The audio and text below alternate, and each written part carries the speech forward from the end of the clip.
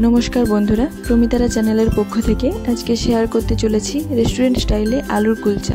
तेल दिए नय जल दिए आपनारा बानिये निते पारबेन एरकम नरम तुलतुले एकदम रेस्टुरेंटेर मतो आलुर कुलचा। और सत्यि बोलते एटा बानानो एतटाई सहज जे केउ एटा बानाते पारबेन और घरे थाका उपकरण दिएई एटा बानिये निते पारबेन। ताहले चलुन रेसिपिटी शुरू करा जाक। ताहले एई आलुर कुलचाटा बानानोर जोन्नो सबार प्रथमे आमि डोटा मेखे नेब। तार जोन्नो एकटा बाटिते आमि निये निচ্ছি কিছুটা পরিমাণ ময়দা, যাতে দিয়ে দিতে হবে স্বাদ মতো নুন আর পরিমাণ মতো চিনি।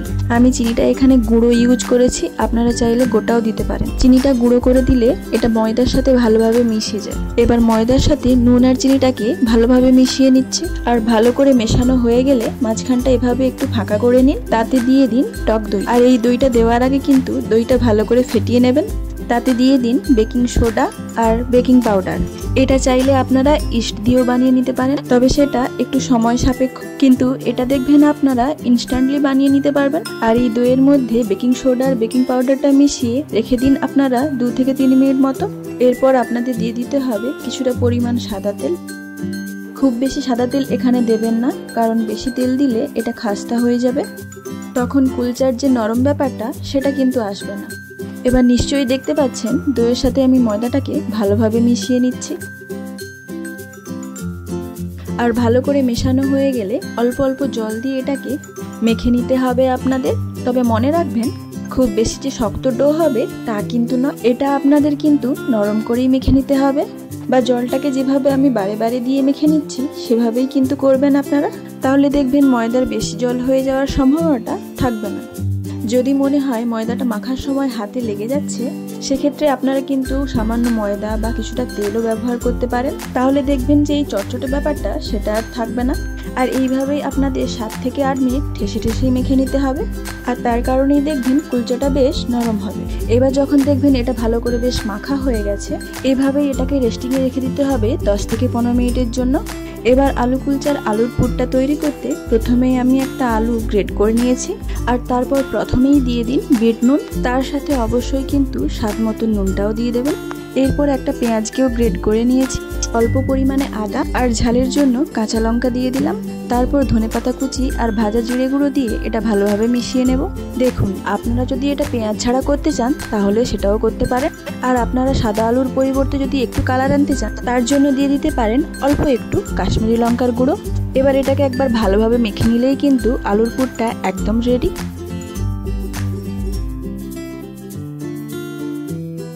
তারপর 10 থেকে 15 মিনিট পর ময়দাটা আমি নিয়ে নেব। দেখুন ময়দাটা কতটা নরম হয়েছে। তারপর অল্প ময়দা ছড়িয়ে ছোট ছোট লেচি কেটে নেব। লেচিটা খুব বড় সাইজের না করে যেভাবে আমি মিডিয়াম সাইজের লেচি কেটে নিচ্ছি সেভাবেই কেটে নেবেন।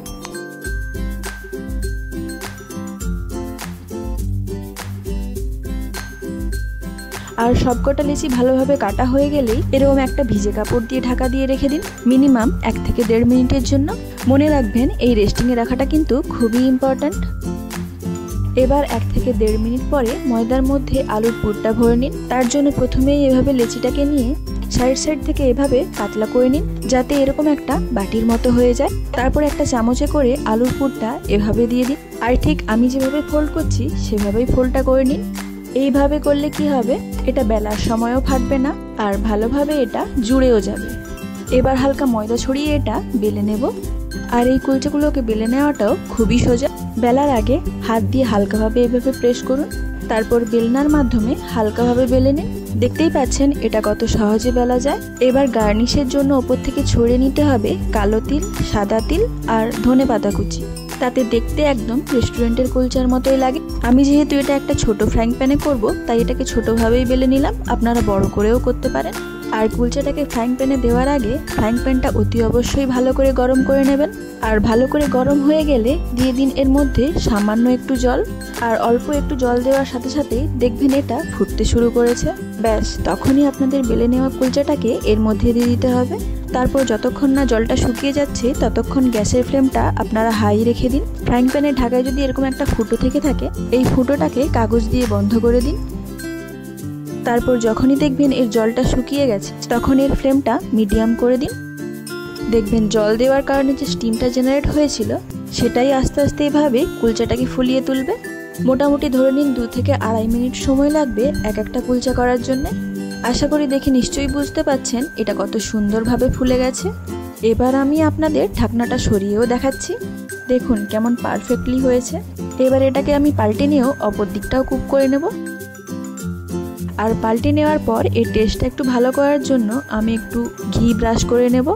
যদি মনে করেন আপনারা এটা স্কিপ করবেন তাহলে এটা করতে পারেন, তবে ঘি বা বাটার লাগিয়ে নিলে এর টেস্ট বা কালারটা দুটোই ভালো আসে।